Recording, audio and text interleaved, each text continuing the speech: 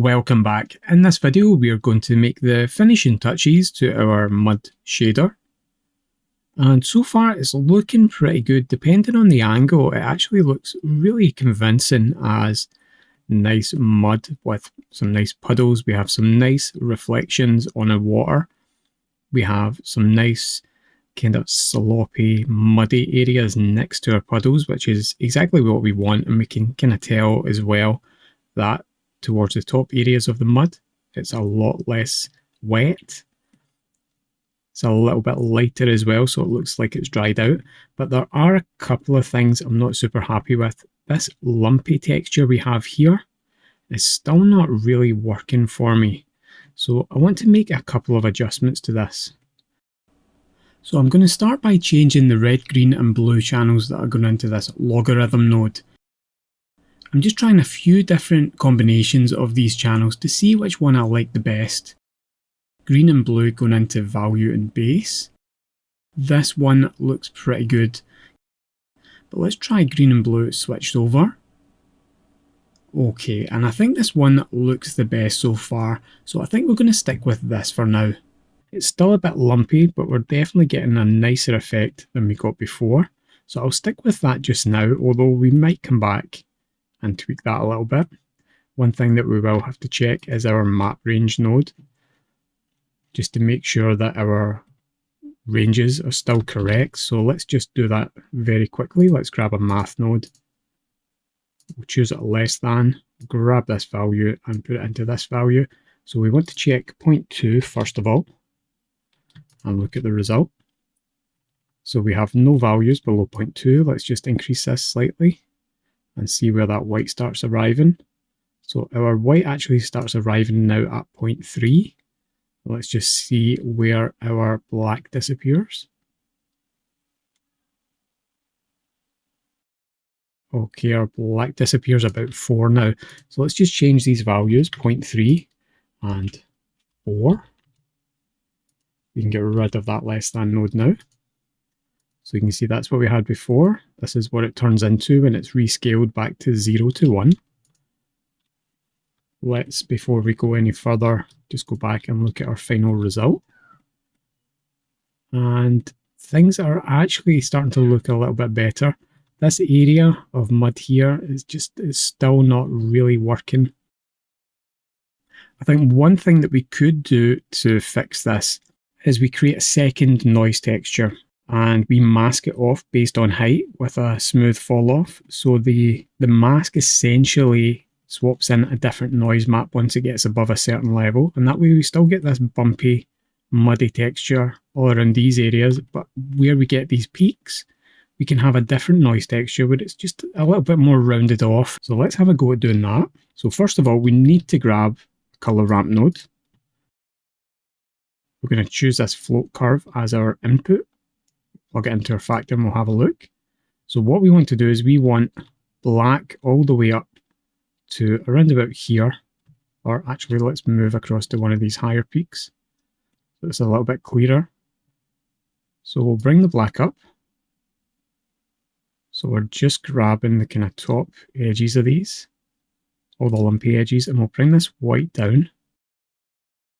Okay, and I think that's going to work out okay. I think as a preliminary map, that's going to work out okay. So what we want to do now is we want to create a mixed color node. We are going to have this value go into color A, which is going to be the black areas. So that's our original float curve. We use this as the factor. And now we'll create a second noise map for our displacement for here. So let's just grab a noise texture. We'll be using object mapping once again. So we'll just grab that and plug that in. Let's plug it straight into section B. Now, we don't have to worry about this value node and anything happening after this curve node as the bump, as the water, the color and the roughness come into play. We only really have to worry about the displacement. So let's plug this into our displacement. You can see we've got a slight change there. Something has happened.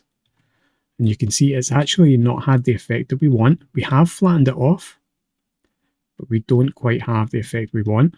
So one of the reasons behind this is we have this color ramp node.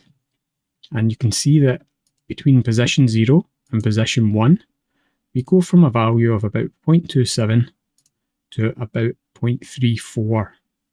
So we know that just where this mask is masking off, we have a value of, let's just say, around about 0.3, 0.31 or thereabouts.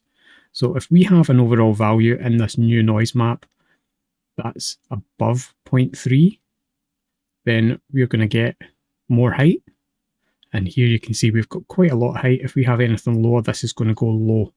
So anything that we put in this noise map, we have to run it through a map range node.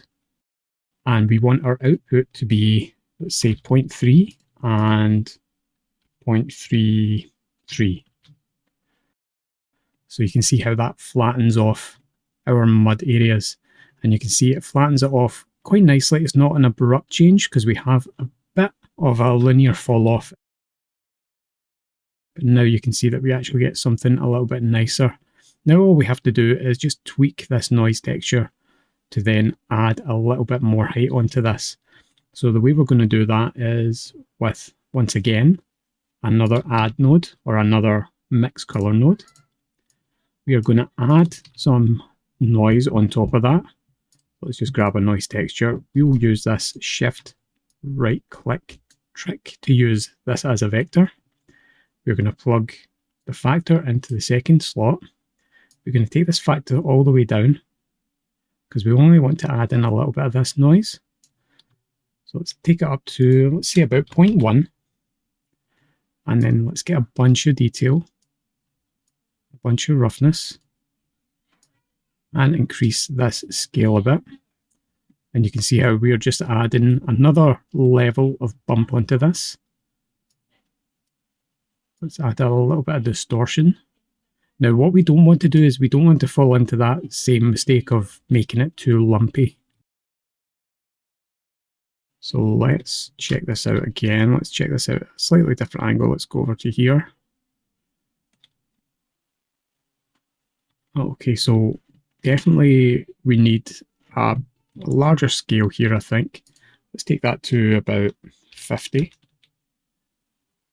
And the scale's not really doing much. Let's take that distortion down to about 0.2. We don't want that really impacting it too much. Let's just have a look at this. And I think what might actually help here is if we use a color ramp. So we use a color ramp in here.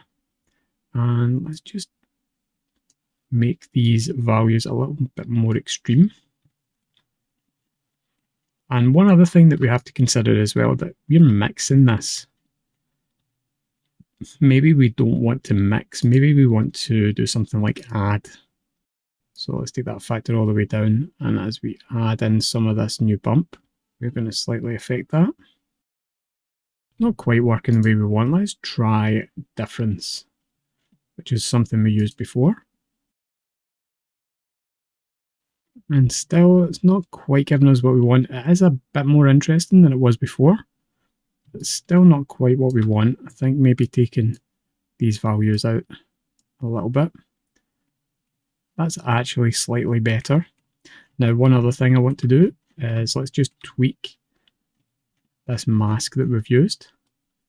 So let's zoom in a little bit on one of these areas because it does actually seem quite abrupt now that we've changed our map a little bit. So let's just tweak some of these settings a little bit. Let's take this black down. You can see as we take the black down, everything around about gets a little bit higher.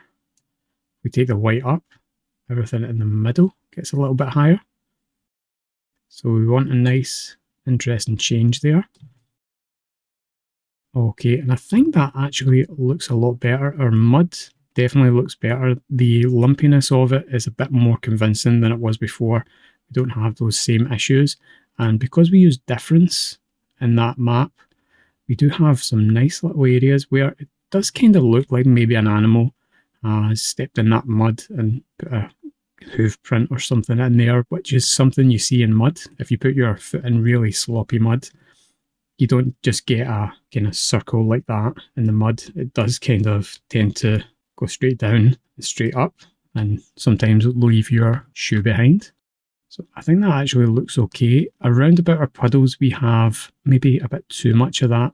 So we might have to tweak our maps slightly. Now, one thing that we should point out is at the moment, our puddles are at 0.2. So one thing that we can have here, and let me just get rid of this notation. One thing that we can't have here is we can't have any value